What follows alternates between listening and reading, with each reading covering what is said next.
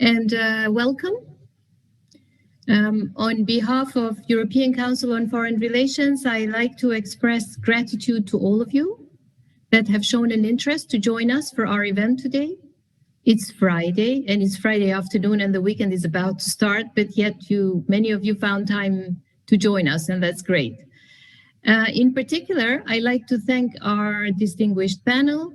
We have here with us Igor Bandovic, the Executive Director of Belgrade Center for Security Policy, based in Belgrade.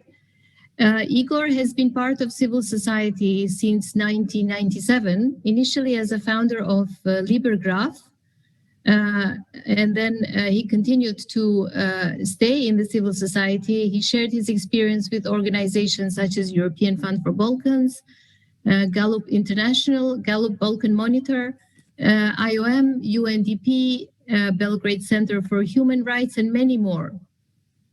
Igor also comes as a well-published author.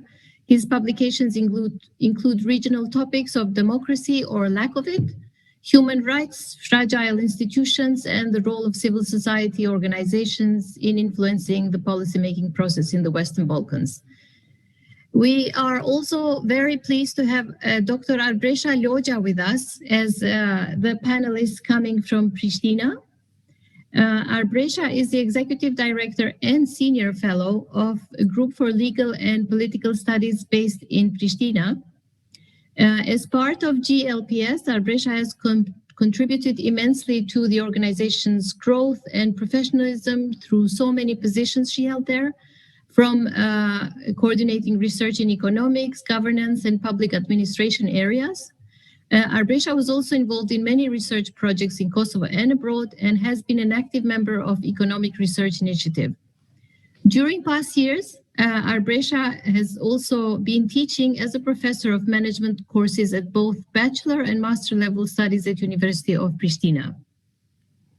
I am also very pleased to share that we have Jovana Radosavljevic with us today as a panelist.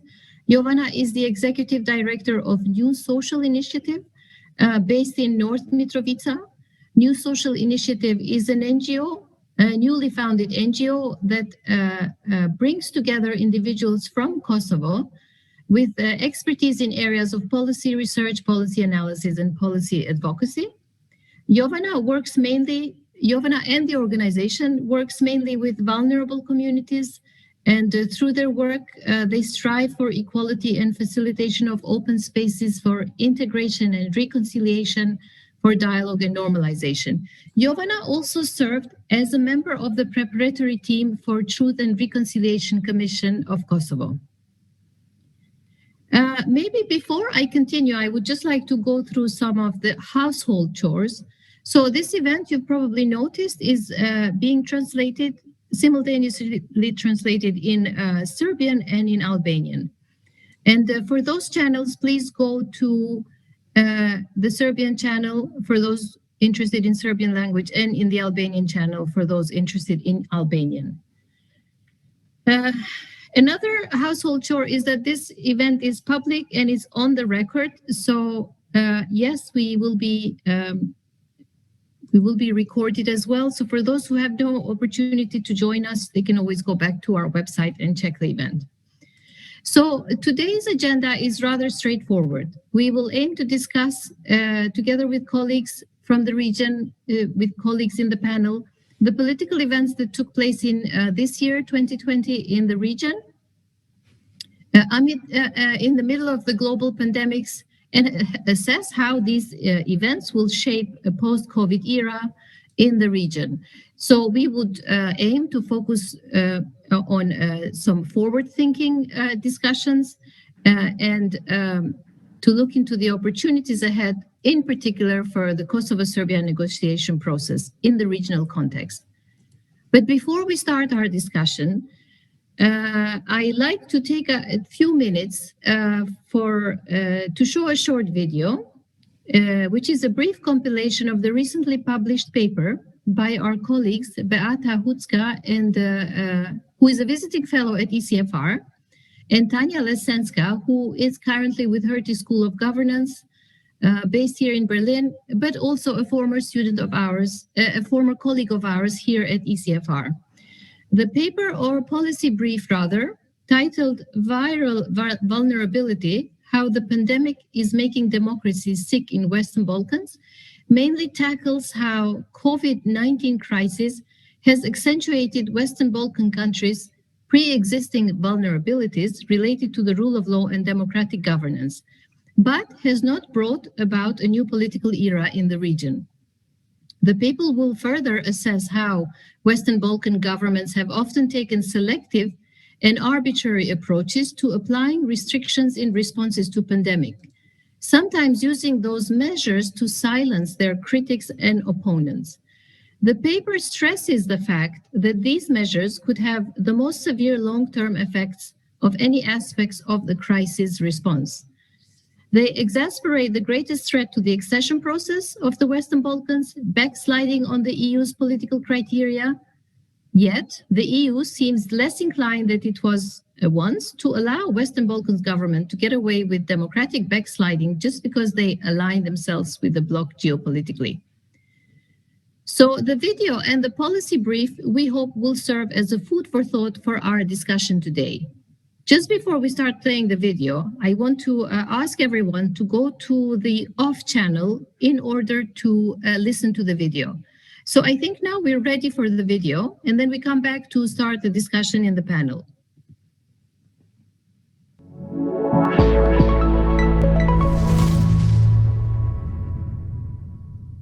I'm Tanya Lesinska, and I want to give you a brief overview of a new paper by Bat Kuska and myself that discusses politics under COVID-19 in the Western Balkans. The first part looks at how crisis response measures affected democratic governance and human rights and the political criteria for EU accession. What we found is that despite all the challenges it poses, the crisis didn't seem to have brought about a new era in the Western Balkans, but it has accentuated countries' existing vulnerabilities related to rule of law and democratic governance. The crisis has strengthened governments, weakened parliament's legislative and oversight functions, limited media freedom, and led to an increase in breaches of personal data protection. Already in the early phase of the crisis, governments in the Western Balkans implemented especially harsh lockdown measures, which were enforced through fines and even detentions, limiting citizens' mobility and freedom of assembly. Yet most voters initially accepted them because they recognized that health systems in the region were poorly prepared for such a crisis. The variation in Western Balkans governments' responses partly reflected differences in citizens' reaction to the crisis. Serbia, Montenegro, Bosnia and Herzegovina, Albania, and Kosovo all experienced protests against the restrictions. Selective and arbitrary approaches to applying restrictions could have the most severe long-term effects of any aspect of the crisis response. Such decision-making sets important precedents. It exasperates the greatest threat to the accession process in the Western Balkans, backsliding on the EU's political criteria. The second part of our study explores how countries' relations with the EU and the accession process evolved during the pandemic. For instance, the pandemic did not cause but accelerated processes that partly contributed to the fall of Montenegro's Democratic Party of Socialist government. The advent of a new leadership provides an opportunity for long-awaited reforms in democratic governance and the rule of law. But there are concerns that the country's foreign policy orientation may shift away from its traditional alignment with the West. In Kosovo, the short-lived government by Bandovic fell during the pandemic despite its strong democratic legitimacy. The COVID-19 crisis did not cause the government's fall, but provided an opportunity for the vote of no confidence, which brought the government down. The crisis appears to have accelerated the decline in EU's relationship with Serbia, reflected by the bloc's unwillingness to allow Serbia to open a new chapter in the accession process this year. The EU has also experienced a serious loss of credibility in Bosnia and Herzegovina due to its migration policies. Even before COVID-19, the situation of migrants and refugees stranded in Bosnia on their way to the EU seemed unsustainable and has considerably deteriorated during the pandemic.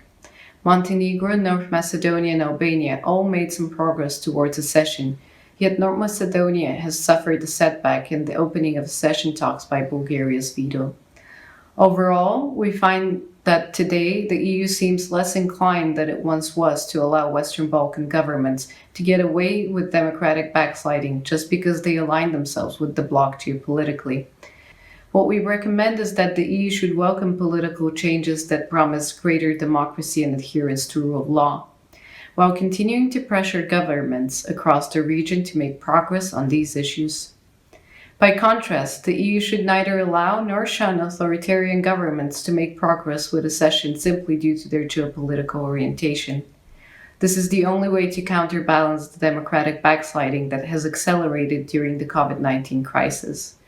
The examples of North Macedonia and potentially Montenegro should signal to other Western Balkan states that accession is only possible if they engage in a democratic transformation. Furthermore, bilateral disputes should be left outside of the accession negotiations, and member states should refrain from taking advantage by the asymmetry in the relationship with candidate states. Head on to our webpage to check out the full publication at ecfr.eu.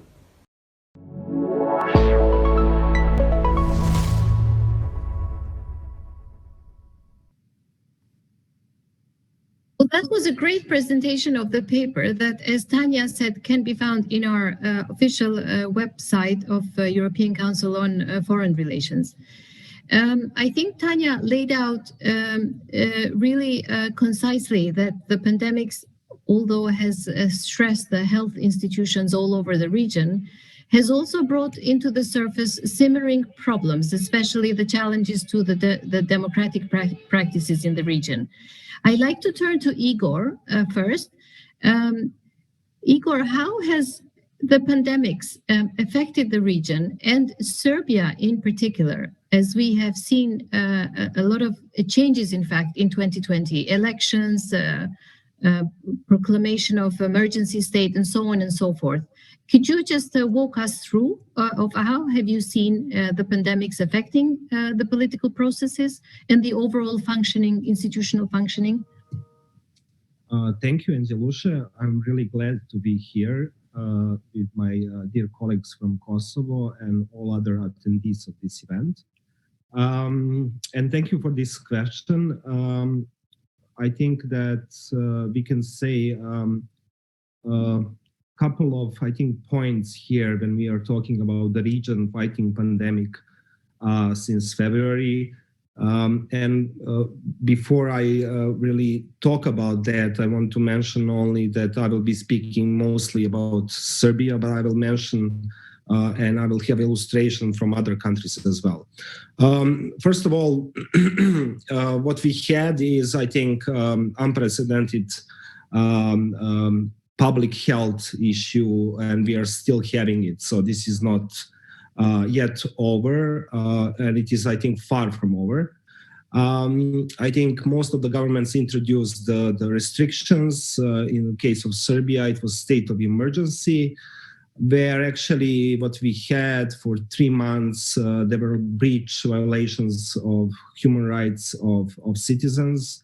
And I think maybe the big things that happened during the state of emergency were that, for example, a journalist was arrested while she was reporting on the state of a public hospital in Vojvodina. We had a situation where actually citizens over 65 years old couldn't, basically they were taken away from freedom of movement. They were not allowed to go anywhere 24 hours. I think that was not really a necessary measure. And what we had, and I'm here talking about the political processes really, is that we had state of emergency introduced by the government and not by the parliament, which many of us in Serbia thought was unconstitutional and undemocratic.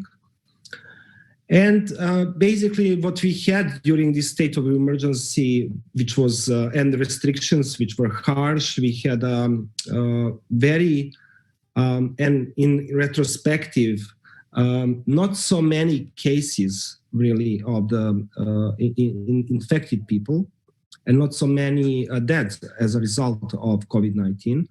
What we are having now, for instance, is that we have thousands of infected people every day, and really dozens of that, but we don't have that type of restrictions. As a result of the state of emergency, but I would not really connect that only to the state of emergency and harsh restrictions, but also I would connect that to the mood of people when it comes to the government, especially those who don't like the government. We had protests. We had protests in June, which were basically, I think, really fury and anxiety over what is happening, especially with our health system. And as a result of that, we had many cases of police brutality in the streets of Belgrade. This was also one illustration of what we have had. After then we had the elections. I would say that it is really questionable how fair and how impartial and how really well organized were these parliamentary elections in Serbia in June 21, having in mind the overall situation. And basically, what was the overall situation? And here, this is really my conclusion on how Serbia went through the pandemic, or it is still going. I think everything that we pointed out even before, and everything that most of the human rights and civil society organizations were pointing out before the pandemic, in a way, revealed itself during the pandemic. That means very weak institutions, strong authoritarian tendencies, which put really all the power of the government in one man's hand.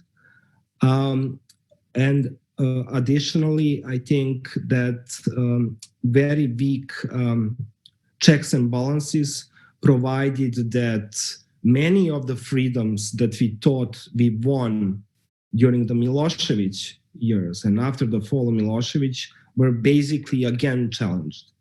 I think lessons learned really here is, and maybe this is a good thing about the whole thing, is that what we can rely at this time is that citizens are resilient.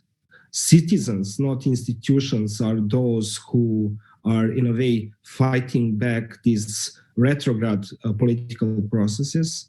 And I think we can only count on citizens who can really, in a way, win this new, I would say, oasis of freedom and democracy in this country. I will stop here because maybe I spoke too much, but I will continue later. Thank you.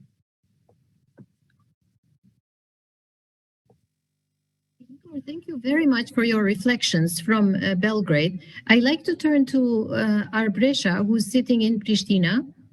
And I think all of us here present are aware that political dynamics in Kosovo has been rather rich in 2020, starting with quite an elated mood at the beginning of the year of the citizens, because many thought that they have managed to somehow start the changing of the generations in Kosovo, generations in politics in Kosovo.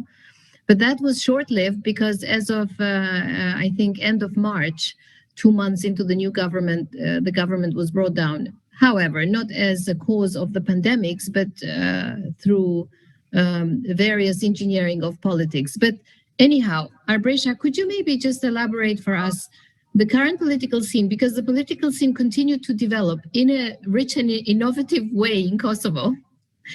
And currently there's quite a lot of dynamics going on, but how much of it is linked to pandemics? And is it the pandemics the only cause? But you know, just like in Serbia, there are many issues that have resurfaced, issues that have been simmering before. But over to you, Arbëresha. Thank you very much, Engjellushe. I hope you can all hear me. Thank you very much for the invitation. I'm very pleased to join you in this panel today. I can also see many of our colleagues and partners have joined as attendees, and I'm very happy to see them attending. I don't know where to start. This has been a turbulent, dynamic year, followed with ambiguity, ongoing political crisis, on top of health crisis that came up due to the pandemic. But being mindful of the time constraint, I will like to just touch upon some of the main issues I think that should be highlighted today before we jump into other topics of discussion planned for the event. So the virus outbreak has further exposed the country's poor healthcare system in Kosovo, which has indeed led to disarray and has instilled worry and uncertainty among citizens. Unfortunately, I cannot say that our government has managed to manage the pandemic successfully. We have rather been a success only at its first appearance in March and April, maybe, but later on, the situation has indeed deteriorated. In this year, we have experienced the fall of Kurti's government, which has indeed at the beginning raised hopes among citizens, and it was considered as a very strong government in terms of numbers, but also due to it bringing into power the opposition and leaving in opposition the parties that have ruled for so many years. So during this year, we experienced three governments, basically, and just lately, the fall or resignation of the president due to the developments, or precisely the indictments against him from the special chambers, the resumption of dialogue with Serbia, and an agreement, or better say, a statement of commitment reached in the White House. Currently, we can say that government Houthi, since its very beginning, has lacked legitimacy somehow due to two votes being questioned, but not only being very weak in terms of numbers and two questioned votes, it has been very weak government also in terms of decision-making, characterized with dysfunctional decision-making, and the parliament was also to follow. Kosovo has been really characterized by highly politicized political scene, and this I have to say it remains a serious challenge, because we have lacked constant quorum that has led to passive assembly with poor implementation of legislative agenda, but also its being able to exercise its oversight role, and this has been highly damaging in terms of progress towards key reform processes, and predominantly those that are related to the EU integration. Coming to the consequences in terms of socioeconomic and psychological effects of the pandemics, it is also a very concerning issue, because if they are not to be tackled properly, I am afraid they can and they will deteriorate further. The economic recovery from the side of the government has been much delayed, thanks to the diaspora who have not stopped their remittances. I believe many families will, have managed to somehow maintain their well-being, but that is not to last. The private sector is highly endangered as well, the employees of the private sector, but also the social categories which are in need of government emergency help. Due to lack of quorum, most of you may know that the draft law on economic recovery has failed to be approved in its first reading 6 times, and it was only voted on December 4th. So it's after more than 5 months since Houthi government took over, and this was only achieved after PDK somehow declared that they will vote it if their proposals are to be included and government submitted to that. And given it is so much delayed, it would need a course of another couple of months to show its effects and manifest the benefits for those that are to benefit from this, although there are several doubts that not many categories will benefit. On the other hand, the work of SPOs, special chambers, confirmation of the indictment of former heads of KLA, as I mentioned earlier, brought the need for us to elect a new president. And this has been an additional major source for division of the political spectrum. Before even former President Taci resigned, Ramush Haradinaj, the head of AAK, has publicly declared his candidacy for the upcoming president. But this has not been supported by LDK in particular, but also the coalition. Vedvendosya, on the other hand, has argued that the president should only be elected after new elections, after we have a new legitimate or legitimized parliament and government. So whereas PDK, of course, is willing to influence the election of the new candidate for president, hopefully, preferably coming from their party. Another potential issue which could add fuel to instability is the upcoming vote of the draft law of 2021 budget. And with all this in mind, the country could very soon go to new elections. And there is a high interest among citizens or support towards new elections. This comes mainly from surveys and opinion polls being published in media, although some of them are not representative, but the percentages are very high in favor of new elections, sometimes even beyond 90%. And also there is a high tendency to favor election of new president post-elections. Coming to the dialogue and concluding with this, it's important that we have a continuation of the dialogue by a new, stable and functional government. We believe that political stability is essential in this case because an agreement should be ratified by a qualified majority. So this necessitates a political unity, but also it should be implemented. Hence, it should be acceptable by the upcoming majority of the country. I will touch upon dialogue and how we see its prospects in the upcoming future on the next part. So I will stop here and look forward to the next part of Insights. Thank you. Thanks, Arbëresha. Thanks a lot, especially for pointing out all the kind of the strains that the 2020 has put on institutions, on democratic functioning of institutions, or the lack of democratic functioning, especially in the parliament. And just recently, there were local elections, both in Podujevo and North Mitrovica. And, there was some enthusiasm in Podujevo, but I think in North Mitrovica, not so much enthusiasm was shared.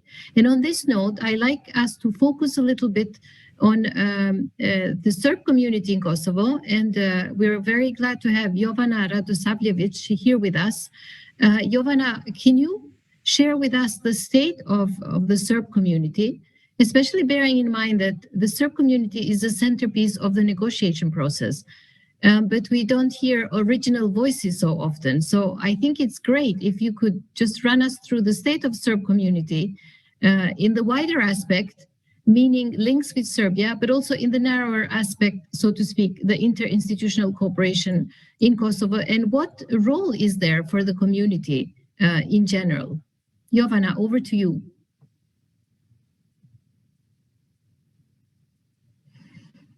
Can you unmute yourself? Jovana, can you maybe go to the English channel first? That is right. Great. Missed to return to the English channel. I apologize for that.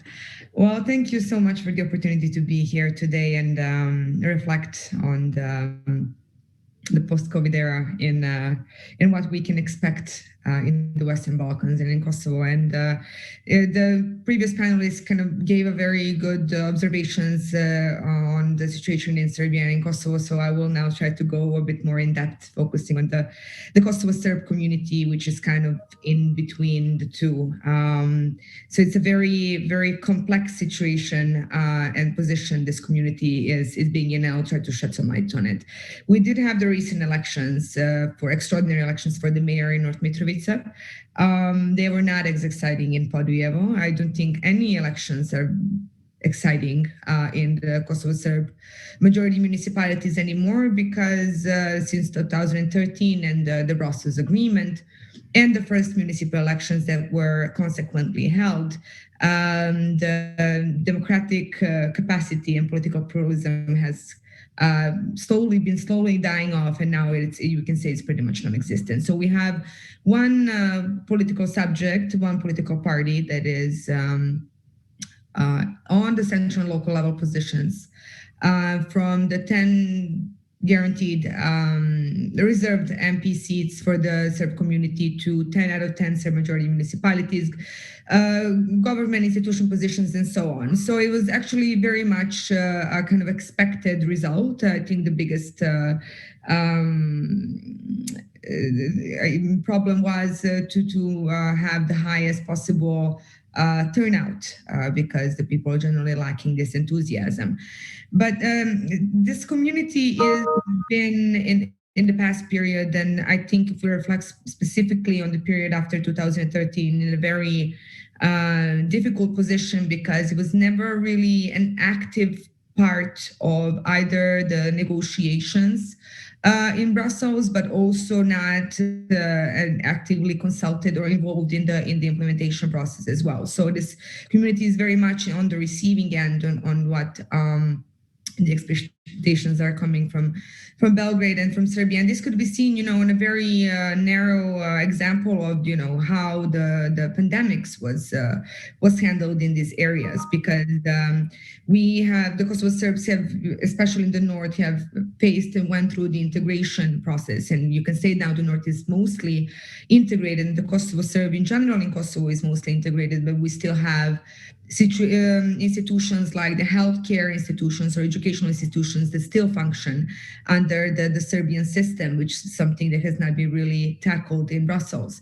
So what we have experienced, especially in the beginning of pandemic, that we had, measures coming in from Kosovo institutions and Serbian institutions, both being imposed in the northern municipalities, and institutions, police actually did not know what recommendations and measures to follow, and citizens as well. So this kind of communication was creating a lot of frustration on the local community.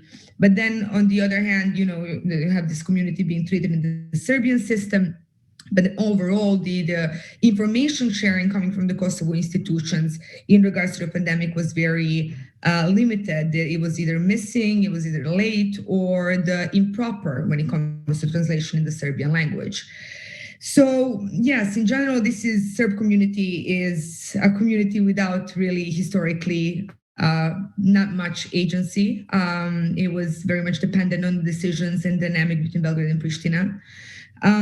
The problem is on the Kosovo side that the Kosovo Serb community really doesn't feel that it's welcomed, and it's that these institutions are actually there for them. And this is, I think, that's something that Kosovo should be thinking about more in the future, of how to genuinely work on the integration of the Kosovo Serb community.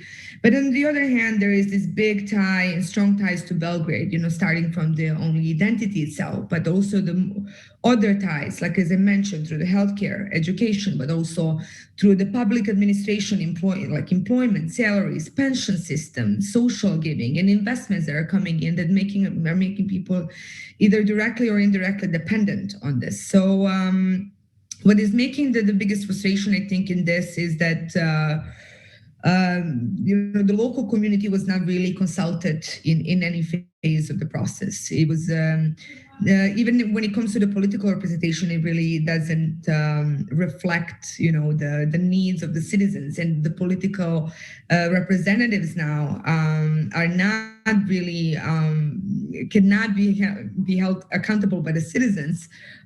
So this is not really an existing link right there. So it is really, to say, a bit pessimistic point of view, but I think that that there might be openings and opportunities for improvement of this current situation, and this mainly needs to come from the civil society itself, but then also from the parties within the Brussels dialogue, to try to engage in a more genuine way the local community and their needs in the process of designing and working on consequently the potential new comprehensive agreement.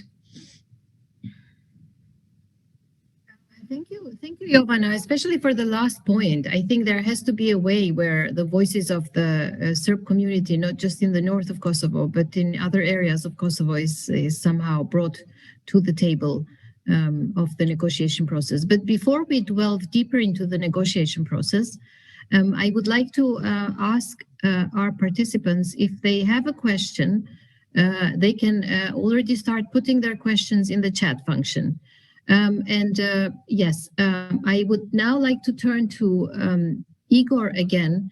So I think we can draw an early conclusion that there is some potentiality for changes in Kosovo, and this could hopefully accelerate processes into a bit of a positive direction, maybe, because what we have seen so far, a lot of turbulences politically, and Arbëresha laid out quite well that if there wasn't enough of political activities going on, there was also the special court and special court activities. But do you see, Igor, any potentiality for positive changes in Serbia, but also the region, considering that there is new developments in the region to an extent, but also in the international context, there is a new administration. So there are some signs that we could maybe at least start hoping that things could turn into a different, more positive direction. How do you see all this? Thank you, Engjellushe. Well, to answer that, I think first, I think we should be really cautious and recognize that in the Balkans we do not have still post-COVID era, and I think we will not see that. Well, at least not yet. That doesn't mean that there are not some underlining under the surface movements, but I think to reveal them, we will only see that once we are back, hopefully, in a more normal stage of everything. To add to that, I think that the COVID, its relationship with the political process in the Balkans, somehow, I mean, at least for Serbia, all these things have been slowed down because of the COVID, which probably is not the case maybe with the other countries, because as you, I think, rightly mentioned, there was a big change of the government in Montenegro during this exact crisis. Is there a positive change? First of all, I think within the regional context, the biggest thing that happened in probably the last 5 years was this Prespa agreement, which was signed between Greece and North Macedonia. This was the, I think, groundbreaking good news for the region. And unfortunately, that news didn't last long. Because on the next block, on the next street, we have seen that Bulgaria basically blocked the, I think, righteously deserved accession process of North Macedonia. And I'm saying this because I think the EU, and this is really a message for the Brussels and the EU, they have to embrace positive changes. The positive changes will not happen either from the bottom of the, from the bottom-up approach, from the citizens, or from, democratic opposition parties, if they are not seen that by others, by international actors, and not embraced by them. I think nowadays we are talking about quite different situation, again, at least in Serbia, when it comes to the governance of President of Serbian Progressive Party and current President of Serbia, because I think the message and the biggest and the most important message which was sent this year was that Serbia, after its negotiation for a decade, basically, didn't open any new chapter on the accession path. I think this message got through in spite of all the difficulties, in spite of the all really propaganda tools that this regime is using. I think, and this message is, I think, something that should be digested by the primarily by member states and the Brussels. And I would add to that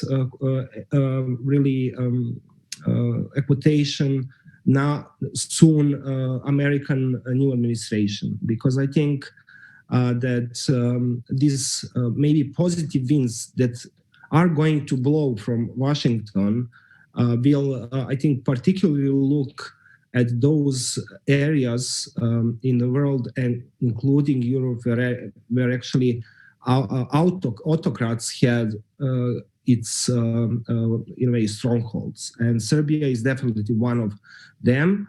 I don't think that really big political changes will happen in the region without any really important or some role of Serbia, which also, I mean, it was the case in 2000. When it comes to the really dialogue and the paper we heard the presentation of, there are I think two things which are quite important. I think it is evident now for the observers both in the Europe and internationally that and this is really common sense, that Vučić will prolong the dialogue as much as possible. He will not deliver anything on Kosovo, and there is a very, very I would say in a way basic notion to that, and this is that he wants to be re-elected in 2022. He will not risk any compromise before that date. And I think here all the deadlines and timelines which are set by maybe EU or really Lajčák's team are to be broken. Secondly, I think it is also evident now, and it will be even more evident after the COVID, that the system of democratic infrastructure in the Balkans, which was developing from 2000, I would say, in a way stopped developing and went into the different direction. So somehow someone needs to fix that in order to come up with the solutions, which includes really the Kosovo-Serbia dialogue. That means that Kosovo-Serbia dialogue can be made into success and into the, in a way, final compromise only by the democratic government of Serbia and the democratic government of Kosovo within the framework of European framework, which will result in a European sustainable solution for both. I think without this big or macro picture of the region, and this is really talking about the regional context of the bilateral disputes, we cannot talk about future for this region, because it's not only the political processes and democracy is backsliding here. What we are having as a result of that, ECFR was really doing an amazing job, when it comes to the migrations, for example, and how many people are leaving the Balkans. So people will not wait for democracy to come. And it is exactly because of the democracy that people are leaving. And many studies are now showing that the desperation is such, and it is not only economic. So I think that paper, which was really, really well written, partially talks about this situation. And we cannot really guarantee that any kind of recovery would come, first of all, from outside. But once we have some kind of, let's say, revival of positive democratic citizens movement, someone should embrace that. Without that, we will have the same autocrats playing the same games as it was the case, unfortunately, previously. Thanks, Igor. I think lately we have been hearing kind of similar messages coming from counterparts in Serbia that we would not see very much being done in terms of finding a long-lasting solution between Kosovo and Serbia, just because President Vučić doesn't want to disturb his political standing right now, and he wants to move smoothly towards the elections of 2022. Also, a very good point on the migration. It's not only before people left the region for economic reasons. Now it's not economics at all. It's much more to that than just economic well-being. But that's another topic that we will most probably come back to at the beginning of next year. For now, I want to turn to Jovana. We already have a question, in fact, for both Jovana and Arbëresha. The question is from Roland Joni, who asks, how do you see the fact that Ambassador Lajčák has not consulted with Serb community of Kosovo? Is this something transitional and COVID related, or is it because the negotiations are seen as a top-down process between Kosovo and Serbia? My question was also more or less similar. I would like Jovana to give you the floor if you would like to answer the question first, and also just add what are the main hurdles for the Serb community in Kosovo, or the Serb community faces, and how represented they feel. I know you touched upon this a little bit, but coupled with the question that we got right now, how represented do they feel, considering that, first of all, there is almost just a one-party representation of Serbs in Kosovo, and they are usually very linked to Belgrade. So how can, that's one of the hurdles, how can this be overcome and have more representation of local Serbs in the dialogue between Kosovo and Serbia? Over to you, Jovana. Thank you. Yes, well, when it comes to the question from Roland about the Lajčák's not consulting with the Serb community in Kosovo, I kind of had a bit of a different impression, is that what I really liked is kind of the change of the approach with Minister Lajčák and trying to consult as many actors as possible, including the Kosovo Serb political party representatives, which did happen in the past months, and also consulting the civil society. So it is not to the extent that we would want it to see, but it did happen. So what it should be, I mean, it definitely should be to kind of a higher extent than it is right now, but they were, in a sense, reached out, consulted, and discussed with about the current dialogue and its progress.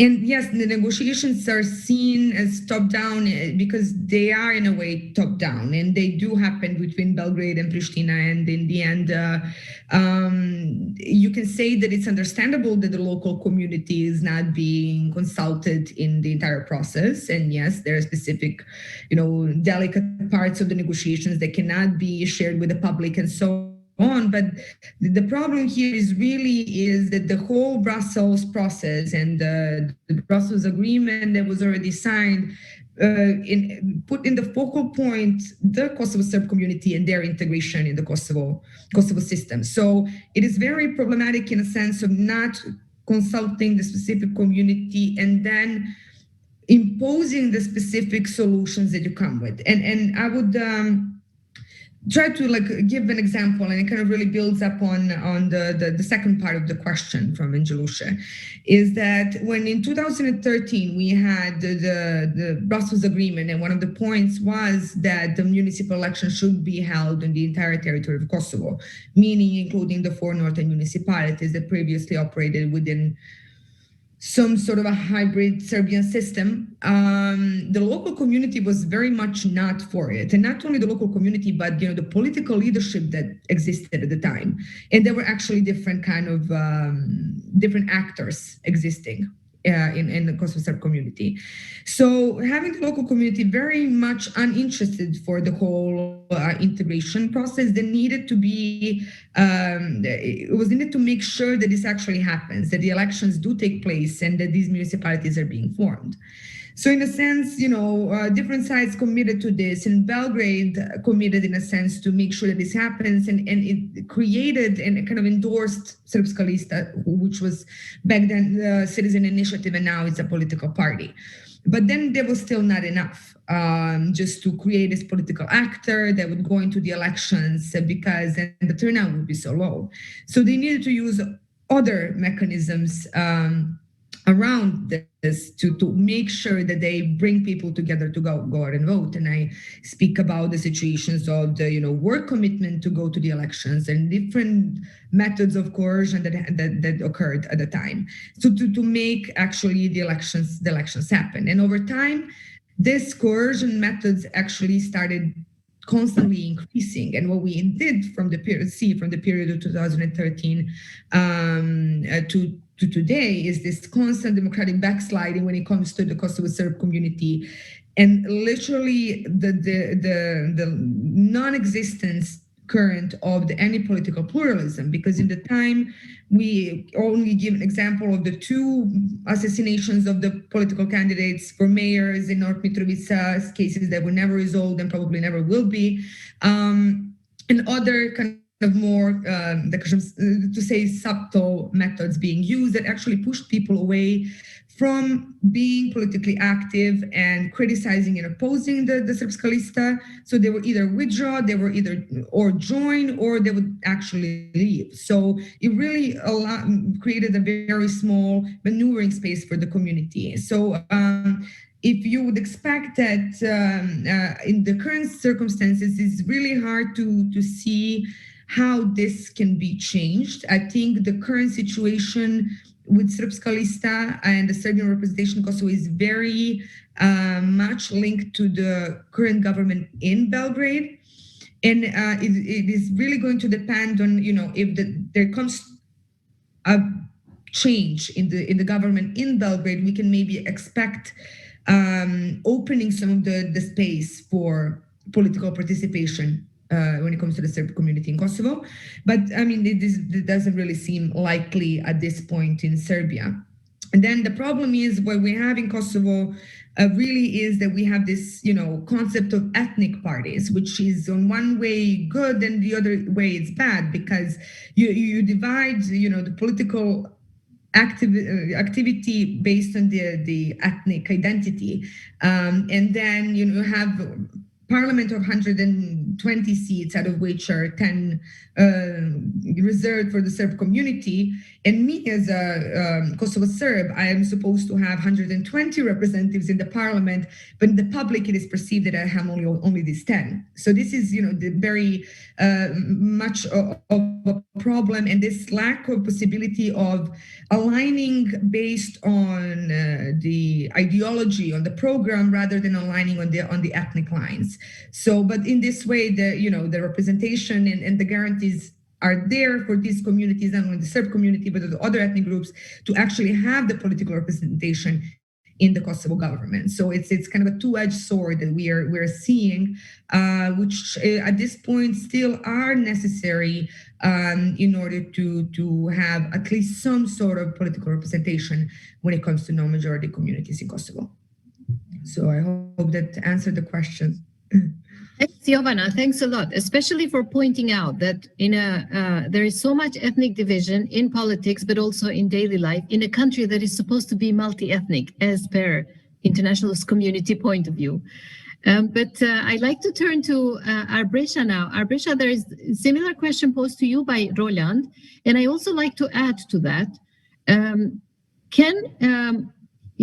Building more democratic legitimacy in Kosovo can help the question that Roland has posed, of course, but also how can the new developments supposedly taking place in Kosovo, this coupled with the shifting transatlantic developments as well, what can this bring to the process of negotiations, and under what timeline? Thank you very much, Engjellushe. Actually, what we are seeing now in the course of the dialogue is that we have actually turned back, meaning we have reopened closed chapters. So currently, there have been discussions about missing persons, which I think is very positive, and I really wish to see positive developments in this aspect, because it is much delayed, but also financial issues and pensions. However, ASM, or the Association of Serb Majority Municipalities, has been brought to the table as well. So although many meetings have been held, certain agreements have been reached, many of them have not really met the expectations or have been implementing. And adding to this, there has been vast ambiguity related to the terms used.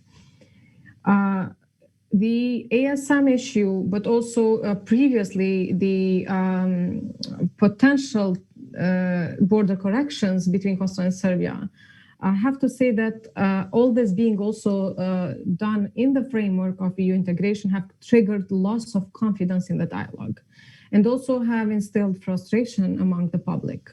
So as of now, there is a tendency of both governments to somehow be still devoted to the dialogue. But Kosovo on one side has no unity internally, but not even the governing coalition as such. We have seen in so many cases that the government has had issues of consensus regarding the issue of the dialogue, and Serbia on the other side was well covered by Igor, is also not willing to give anything. Or to settle for any type of agreement that could harm the reputation of Vučić. So adding to this, also the tone of negotiations, which has been acrimonious, the interpretation of agreements, the narratives built up on them, all have been a catalyst for dual interpretation, antagonization of stances, and refusal. And if this was not enough, we had the statement of commitment in the Washington, which have not brought any really positive positivities or have not really benefited Kosovo much in this process. So I think it is very, very important that in the future that the trust is indeed first restored. And I think Lajčák, and also trying to respond to the question of Roland, has done some positive steps, as Jovana mentioned, in bringing trust in the negotiation process or restoring it, because Mogherini in the past has conducted the process by only involving mainly Thaçi and Vučić, which adding to this, the discussion about land swap, as I mentioned, has really, really harmed the trust in the process. So dialogue was characterized with lack of transparency, inclusiveness, and this really damaged the process. And I think there is a tendency that Lajčák wants to avoid this by consulting civil society, by consulting a wider range of stakeholders. But I am not sure, Jovana probably covered, and I might have missed, but he has not gone that far so as to consult also the Serb community. And I believe this is not something that he has not probably foreseen, but it could be due to COVID, as many meetings are being either shifted online or avoided to be done in person. What I see that here in Kosovo especially, there are positive expectations due to new dynamics in US, the new administration, and also a potentiality for new election in Kosovo, I believe presents a momentum for the dialogue between Kosovo and Serbia, particularly addressing the issues that have so far harmed the process. With this in mind, I think it is very, very important that in the future, there is coherence between US administration and the EU regarding the dialogue. And I think this will be essential. And hopefully with Biden administration, this will be ensured. If this is going to happen, we will see. Of course, we cannot expect something very fast because the Western Balkans, as of now, do not seem to be even the US administration's top priority in foreign policy. Also, it is very important that whoever is the chief negotiator, and if also Mr. Lajčák is to continue, to avoid any public demands or demands against a Kosovo government that would in a way put question marks towards his or her trust on Kosovo's independence.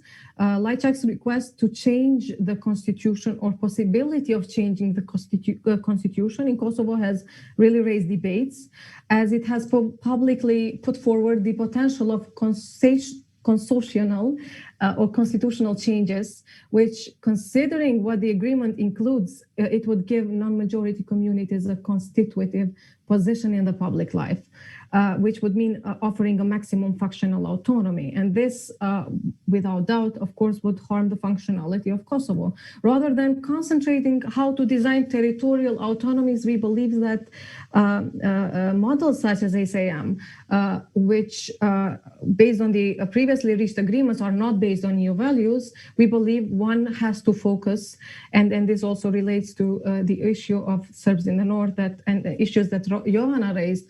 We have to focus on how to implement a functional autonomy with constitution, which constitution actually now grants to non-majority communities, and how to make them feel that, how to make them experience that and live that, and most importantly, use it in their benefit.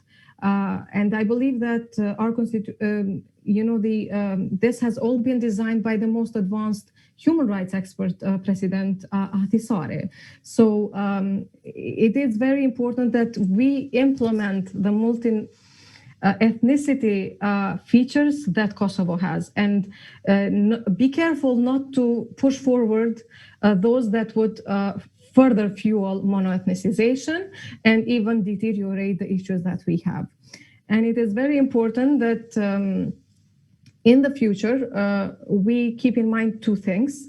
The first, that we need to jointly, together with EU and US, design some red lines in the dialogue, because really Trump administration has really brought into table the dialogue based on real politics, meaning that the stronger would get more, and that would only benefit the Russian foreign policy in the Western Balkans. So I think EU and US should put some red lines, and that could include no mono-ethnicization of institutions, but rather multi-ethnicity, no territory for peace, and no division of ethnicities, but rather integration and common life in one public umbrella, with no nationalism, but rather rule of law, good governance, and development. And finally, not to take too much of the time and allow some space for discussions, the dialogue should always be done in the future, incorporating into negotiations the principle nothing is agreed until everything is agreed. Thank you very much. Thanks, Arbëresha. Before we look deeper into the sticky issues in the dialogue process and what can Europe and US do, I like to go directly to Igor. There is a direct question for you, Igor, and to the lack of democratic functioning in Serbia. There is a question from our colleague Vesela. What kind of external pressure do you foresee against current regime in Belgrade would be efficient, and what can EU do, and the US as well? Igor, over to you.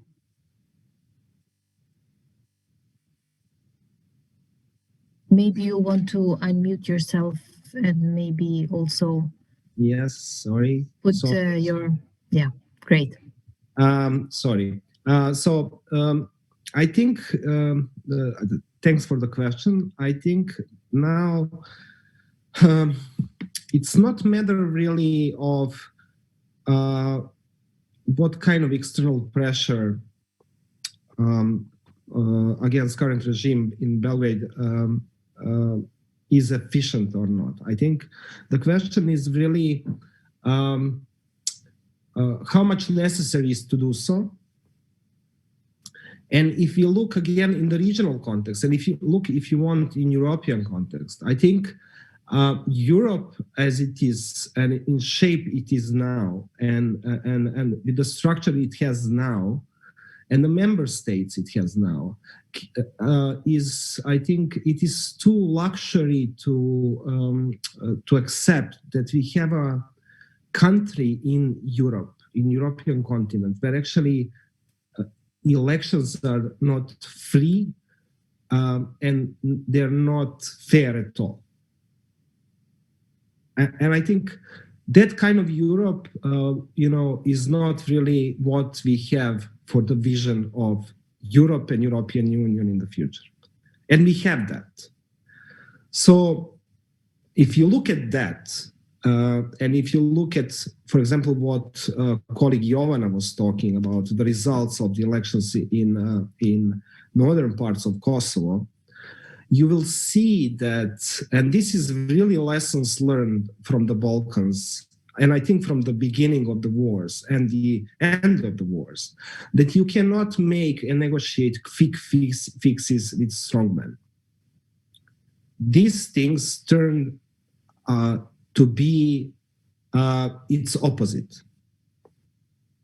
And if we, for example, look at the Dayton peace agreement, and we are celebrating 25 years of its signing this month, basically, you will see that that agreement served the purpose of stopping the war, and it had immediate effects on it, stopping the war. But the type of the agreement which was concluded with the strongmen of the Balkans still creates a lot of problems for that country and for the Balkans as a whole. So if you want to have quick fixes with the strongmen, you end up usually having their personal interest, not public interest, not people's interest, embedded in that agreement. And it usually is not neither democratic nor sustainable. So if I go back to the question and really ask myself, what can EU do? What can US do? I mean, probably US tomorrow. They can be strict about the elections in Serbia. I mean, there are a lot of opportunities to help, not opposition, not civil society organizations, but the people to have free elections because they are deserving it in all parts of Balkans. I mean, we have to secure that. And this is a precondition for everything else. And if we don't have that, we cannot talk about any kind of European solution to any problems that we have. So what is needed? I don't know whether OSCE should deploy the mission, EU should financially support the mission to secure that we have free conditions, to have fair conditions for free elections. And then we can talk about, then we can, and this includes Kosovo as well. And then we can talk about people participating in a democratic processes. The representatives of the people are in the parliaments. And then possible solution is there. But the difference with that solution and potentially this type of solution that we will not have, but eventually could have, would be that people are satisfied with that. I don't see that happening today, and I don't see that happening tomorrow. But this is not lost cause. Any type of investments in democratic processes in the Balkans will pay off to the US and to the EU, because it was already invested a lot here. I mean, from the end of the wars, and now we are almost there, but we have to have this final push in order to have democratic Balkans as a whole. Thanks, Igor. Speaking of elections, I like to maybe move back to Arbëresha a little bit. Presumably, everyone is speaking, especially in the last few days in Kosovo, everyone is talking about the potentiality of elections. And what we have seen in Podujevo, there is a lot of enthusiasm for Vetëvendosje movement. Podujevo, for those who don't know, is traditionally used to be LDK stronghold, and after 20-something years lost for the first time to Vetëvendosje. Like a landslide on the first round, landslide victory. So many people are interpreting this as, if we were to have central elections right now, this is what would happen overall in Kosovo. And so related to this, there is also Vesela's question that and we've heard Albin Kurti say often that the dialogue is not going to be part of his government priority. It will be probably number 3, 4, or 5. And so if that were to be the case, is this not an obstacle, Vesela is asking, to the overall process?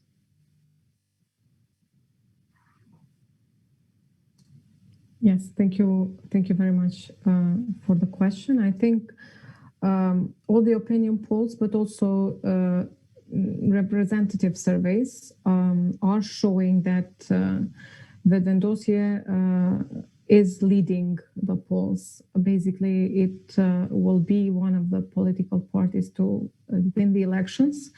And the results in municipality of Podujeva's elections, being the largest bastion of LDK, have further confirmed that. And it has been even interpreted as this being a reflection of what the results could be in elections, and rather as seen as a vote for Vetëvendosje and not the candidate per se, Mr. Shpetim Bulici.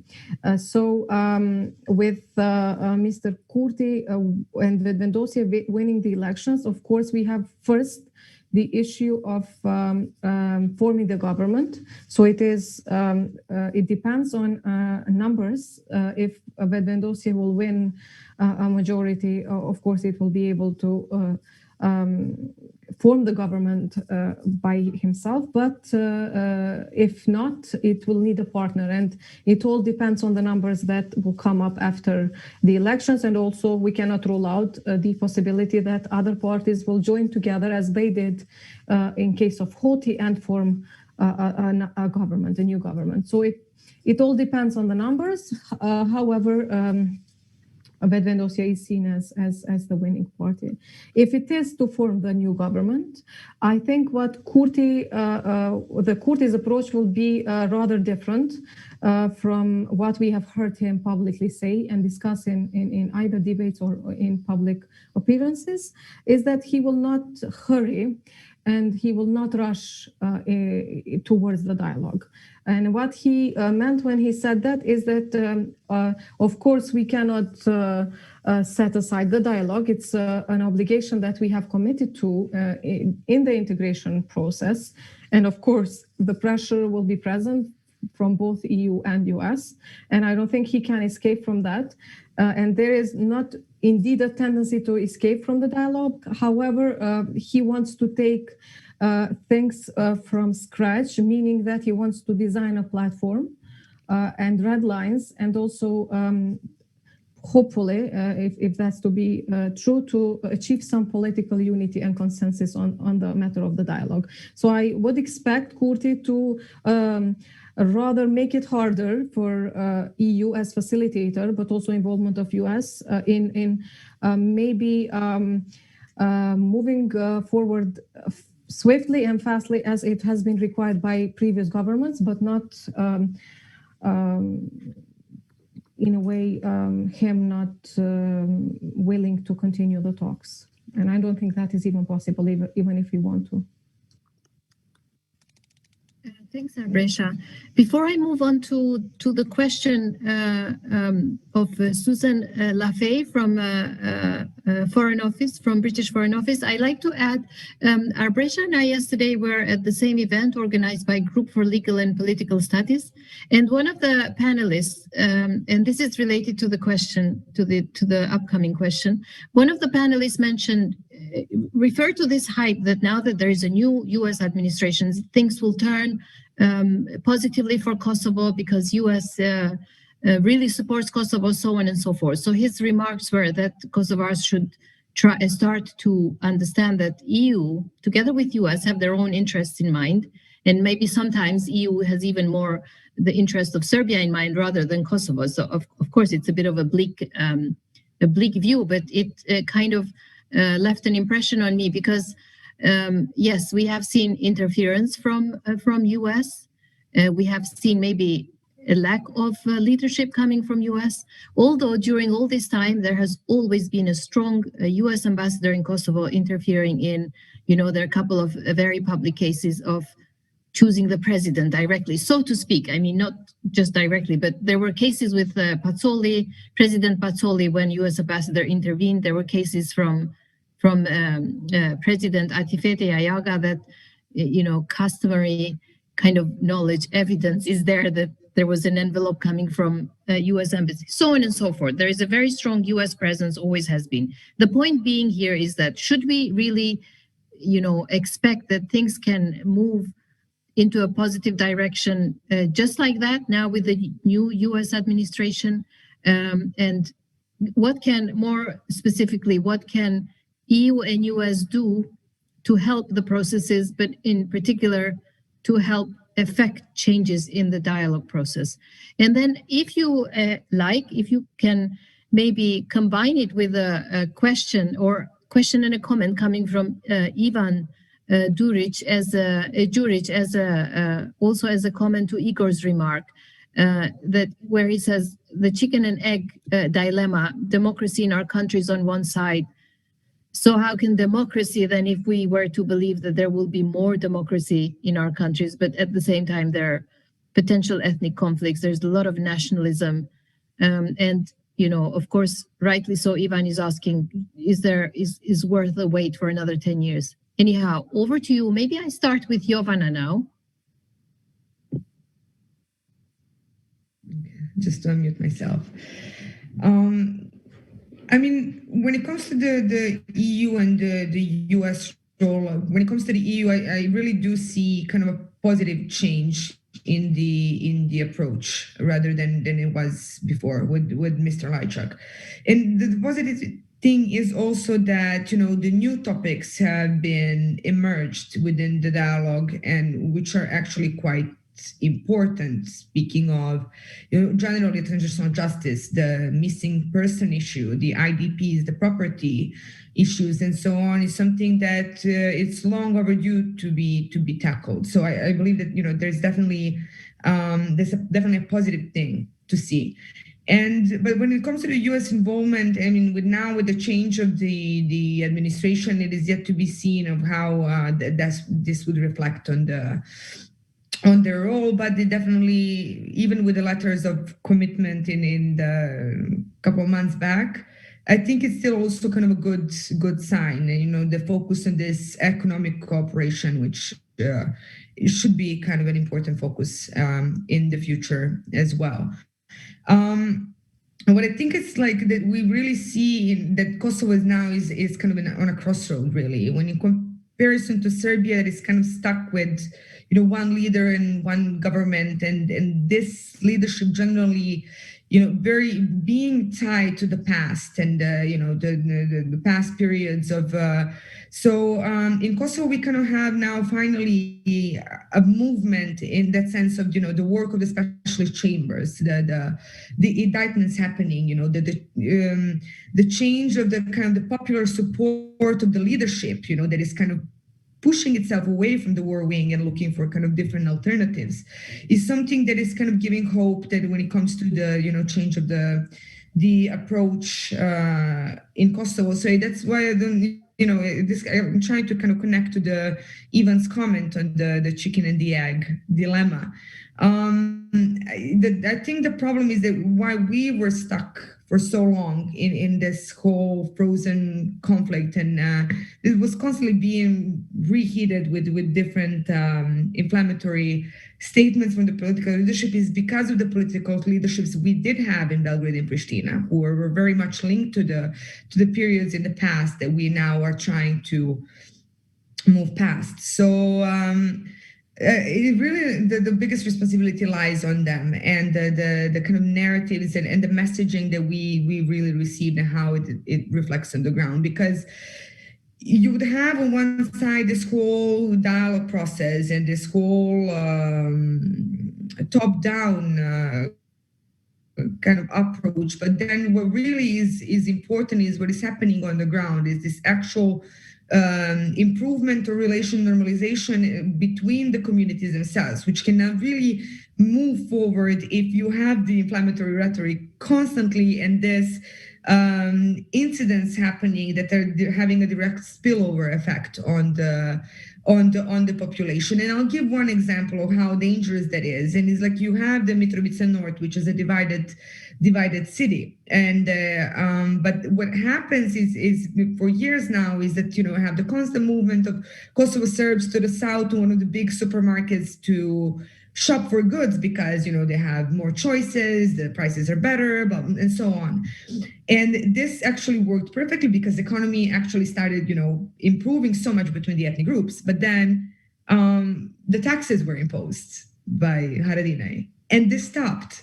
And it really, you see how fragile it is and how this, this small movements that happen kind of on a political level have direct effect on the ground. I mean, over time, it has, of course, came back to say to the normal, but it really says that you see that we're moving forward slowly, but, one little thing happens and it really pushes us back, few steps back. So it really, the responsibility really lies on the political leadership, and I really see, something positive in these changes in Kosovo. I mean, it's yet to be seen how it's going to, the whole process with especially chambers, how that is going to be progressing, and what kind of effect is going to have on the ground as well. And when it comes to the reactions of the communities, of the whole the process is happening over there. So it's a lot of unknowns, but the hope is there. Thanks, Jovana. Thank you. I'd like to pass on to Igor. Igor, do you want to add anything to the remark that Ivan has put in the chat section? Yes. Maybe you want to combine it with your any final remarks you might have? Yes. I think that thanks even for these comments, but I think really this is a false dilemma. And there is no dilemma, really. This is a precondition. The question of democracy is a precondition for any solution.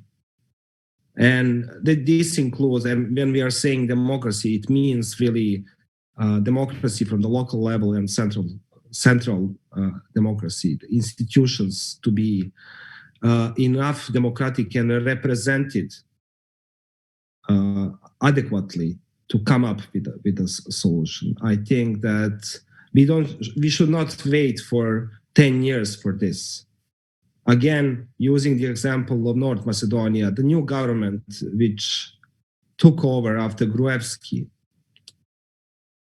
had agreements signed in 2017, 2 years after they came to power. It was only 2 years for them to solve the problem which lasted for 27 years. And as I said before, I think democratic efforts which were put not only through international aid, international pressure, and through many different individuals and organizations in these countries of our region exist, but they have to be encouraged and they have to be embraced. And I think all in all, both EU and US and other international observers should not be worried about the outcomes of democracy in this region. If the constitution is respected, if there are guarantees for the rule of law and democratic checks and balances, whoever comes democratically and who is really willing to be part of, in this case, wider region, Europe, is very well welcomed. And this is the message, I think, which really can be applicable to the new government of Montenegro, to possibly new government of Kosovo, and maybe tomorrow or the day after tomorrow, to new government of Serbia. Thank you, Igor, for a very thoughtful reflection. Before we move on to closing, I'd like to ask Arbëresha if you want to add to the last question, and if you want to combine it with your possible final remarks. I really subscribe to what Igor commented, and I believe that especially now in the case of Kosovo, as we are expecting new elections, hopefully, it is very important that the international community supports a democratically elected new government, irrespective of who wins it, because it is very important for the processes that are upcoming. And I think democratically elected, strong government in terms of numbers, it doesn't have to be one political party, but just a stable and functional government is essential for the process of dialogue, but also for other very important matters that Kosovo needs to urgently tackle. And we do not need governments which do every single step based on their political interests and calculations. The mismanagement of pandemic is not enough for this government to step up. The very fragile numbers are not enough for this government to step up, but the issue of precedent, which involves calculations of political parties, but also their interests, it seems that it's going to be enough for them to actually send the country to new elections. And this is very sad, because this shows that currently this political elite is only interested to maintain their favors and their positions, and are not whatsoever concerned with the ordinary citizen and Kosovo. And I really look forward to a positive shift in U.S. administration, but also a coherence between U.S. and EU. Thank you. Thanks a lot, Arbëresha. Unless there is a burning question simmering in the chat section, which I don't see there is, I like to slowly draw us to a close of this event. I think it would be a huge challenge to try and wrap up. I personally found it a very, very rich exchange, and I would like to ask everyone to share a round of virtual applause to our panelists, especially. Yes, I think one lesson that I draw is that, and from this, not only from this event, but also from a lot of interactions with our counterparts on the ground in Kosovo, Serbia, and the region, there is a lot of potential to push for democratic processes forward. What is missing is the proper breathing space. I would like to leave everyone on this note. Have a lovely Friday evening. Thank you very much again, especially to our panelists, and have a great weekend. And I really hope to see everyone very soon again. Goodbye, everyone, and all the best. Goodbye.